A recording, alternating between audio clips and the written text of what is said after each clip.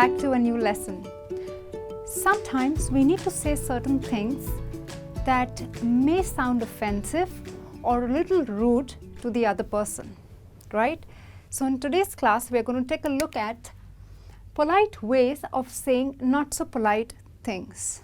Yeah, like I just said, we need to say some things and sound more sensitive when we talk about it, so other people don't feel that we are being insensitive or we are being too rude or maybe too upfront, right? So let's take a look at few things that we need to be a little more sensitive about. The first one is passed away. Now, passed away means the death of someone, right? So when you make an announcement to your family, you don't say, my grandfather died, right? Though it's true, he is no longer alive. You don't say he died, you say he passed away. It's a more polite way of saying he died, okay?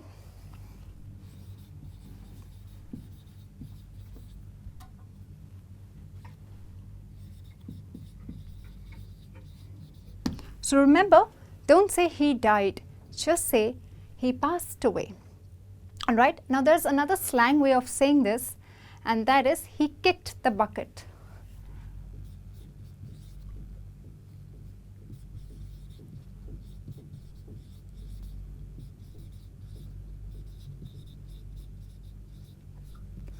Well, I would suggest you do not say it this way. Don't use the slang by saying he kicked the bucket, because some people may feel that you are being insensitive and you're making fun of someone's death, all right?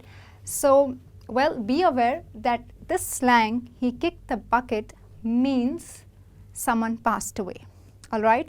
So remember, when you talk about someone's death or when you want to say someone died, just say he passed away, okay?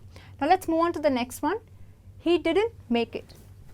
Now sometimes people meet with a fatal accident, and by the time they rush to the hospital, the doctors try really hard to bring the person back alive, and the person gives up, right? Or sometimes you are fighting a terminal illness and the medication just stops working. And that time when we lose the person, we say he didn't make it, okay? That means he died. Maybe it was a very fatal injury or an illness, and you don't say that, oh, he didn't survive it, you know, or the medication didn't work. You just say he didn't make it. So we rushed him to the hospital, it was too late, and he didn't make it, all right?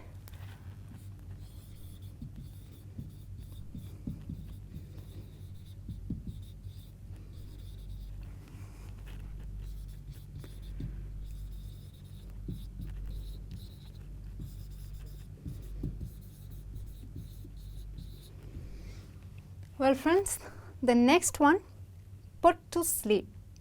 Now we mainly use this when we talk about animals or probably pets that are suffering, right? So sometimes when, say for example, a dog grows really old, he's 14, 15 years and his body just gives up, he cries in pain, and your vet feels it's better to put him to sleep. That means to terminate his life, right, so that he no longer suffers or cries in pain, all right? Now, put to sleep, the correct verb that we use for this is euthanized, okay? Euthanized means put to sleep. So you can choose whatever you feel. If you don't want to be too harsh and say, we euthanized our dog, you can say, we put him to sleep. That means you willingly terminate his life, all right? So you don't say we killed him, because that's not what you're doing. You are just freeing him from the pain and suffering by terminating his life, all right? That means you put him to sleep or you euthanized your pet.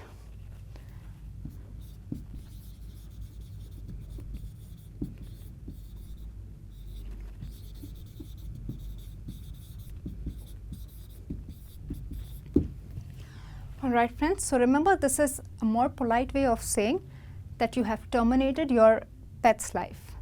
The next one, differently abled. Now we use this when you want to say someone is disabled, all right, but you don't say he's disabled, or you may not want to say he's physically challenged, okay, or you don't want to say he is mentally challenged or something like that. They are different people who have certain inborn disability, and when you talk about them, you can just say he is differently abled. Rather than saying he has this disability or he is disabled, we just call them differently abled. Means they are differently abled. It's the same meaning as disabled.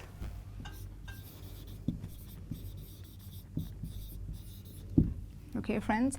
So when you say someone is disabled or is mentally challenged or physically challenged, maybe visually challenged, you say, okay, he's differently abled. And it's a very subtle and a polite and most importantly, a non-offensive way of talking about these people. All right. Now let's take a look at the next one, lost one's marbles.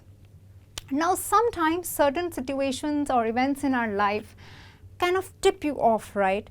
And you just lose your mental balance, and I mean in the real sense. So when a doctor who deals with mental patients wants to say that someone has gone mad or crazy, you don't say he's gone mad or he's crazy, okay? You just say he's lost his marbles. It's a very polite way of saying someone in the real sense has lost his mental balance.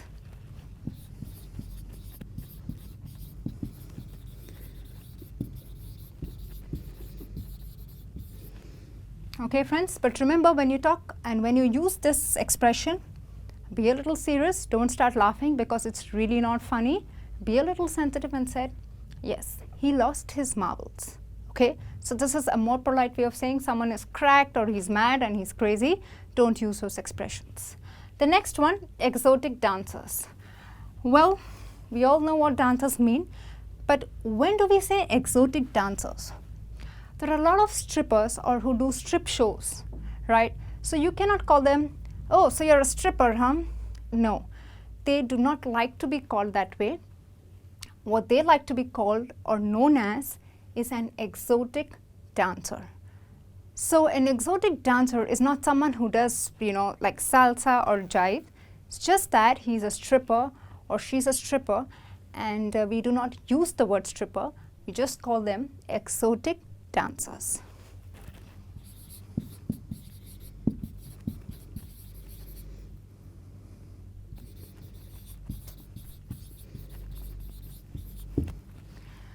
All right, friends. So, well, a little respect to them also. Remember to call them exotic dancers.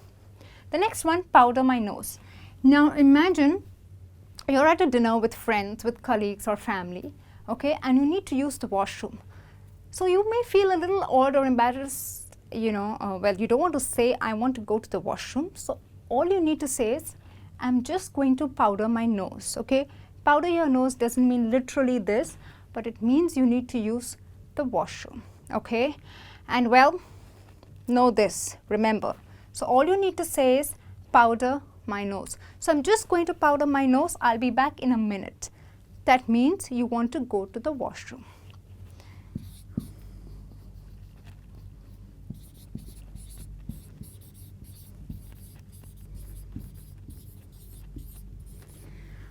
Okay, so well, a nicer way of saying use the washroom, I'm going to powder my nose. The next one, doing time. Well, doing time means you've been in prison. So when you talk about someone who has been in prison and you don't want to say it very upfrontly or boldly or maybe directly, all you can say is he has been doing time, and it means he has been in jail.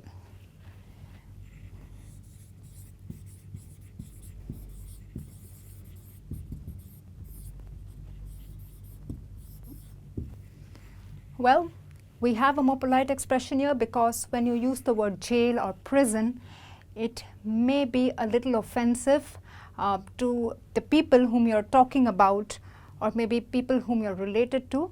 So the better and the nicer way to say is, he's been doing time.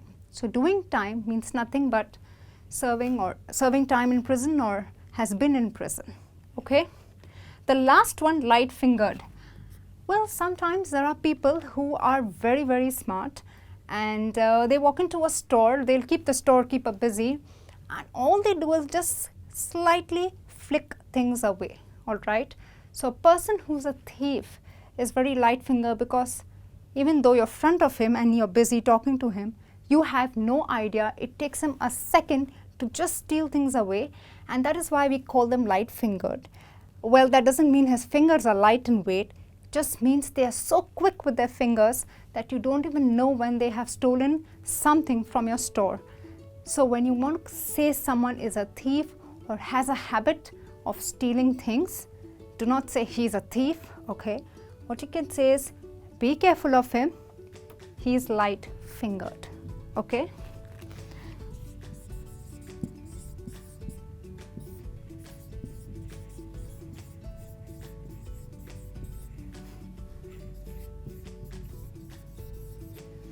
Okay friends, so these are some expressions that you could go ahead and use, and remember, they save you because you actually say impolite things or not so polite things in a very polite way, okay? And well, this brings me to the end of this lesson. I hope you enjoyed watching it. Go ahead and use these expressions when you have to. I'll be back soon with a new lesson. Till then, take care and bye.